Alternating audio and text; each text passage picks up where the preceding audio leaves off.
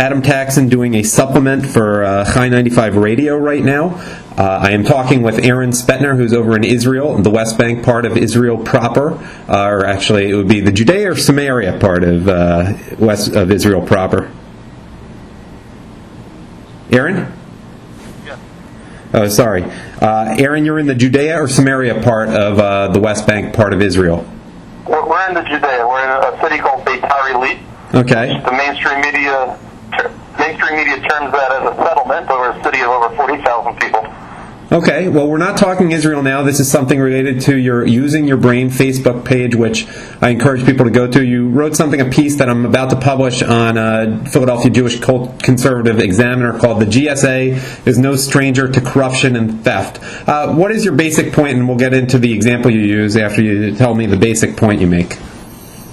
Well, I would say that the basic point is that the GSA and many other U.S. government agencies, and it's not so hard to wrap your head around the fact that they are extremely wasteful in terms of how they spend their resources due to extreme lack of oversight.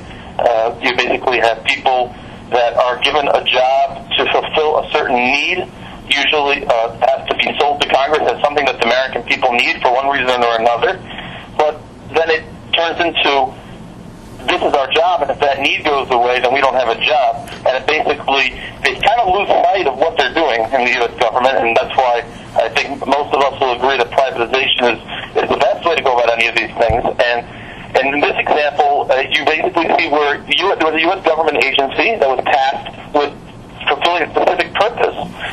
One individual with a couple of his friends was able to go out do the same thing for less money, make more money, and then this agency that had hundreds of people working on the same project with benefits and all sorts of perks and whatnot. And you're talking about the Howard Jonas, founder and chairman of IDT book, On a Roll.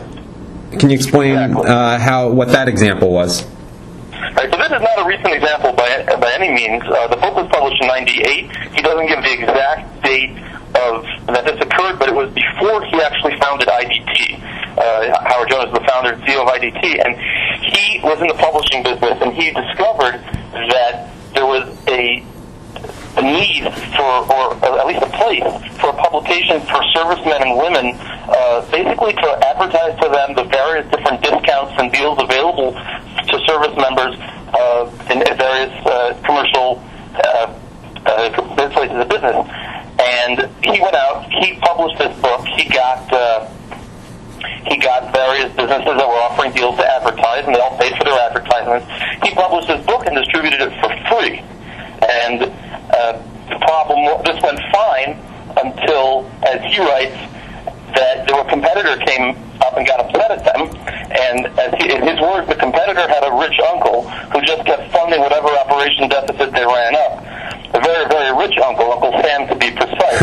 The competitor was charging for their book that he was offering for free. The competitor had hundreds of people working with full benefits and travel perks to create the exact same book, a book that was inferior to his, harder to understand, and most servicemen couldn't even get their hands on it, and if they could, they had a hard time understanding it. Mm-hmm. But the GSA had this exact same book, or they had the exact same project as he was doing, what he was doing on a shoestring budget, and they didn't like the fact that he was making their jobs obsolete, and therefore they went after him and tried to get him shut down with the FCC.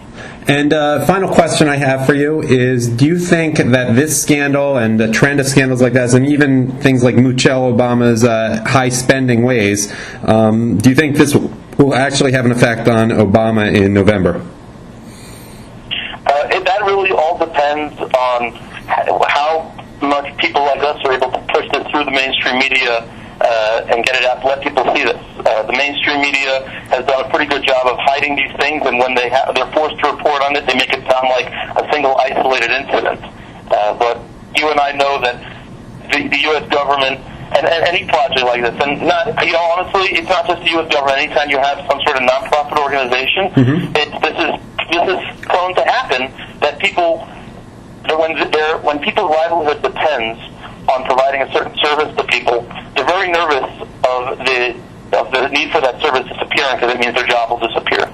And that's why the privatization really takes away that concern, because then you're not being just funded by influxes of cash. You're rather being funded by your own operation. If your operation's not financially stable, then you're going to move on and look for other ways to make your money. Not so with U.S. government agencies that are tasked with specific agendas. Yeah, it's all about accountability.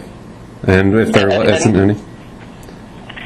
If there isn't any, they'll have things like this continuing to happen. Anyhow, Aaron Spetner, I know it's about 6:18 p.m. on a Friday all the way in Israel, and it's getting close to Shabbos, so I really appreciate your taking the time right now.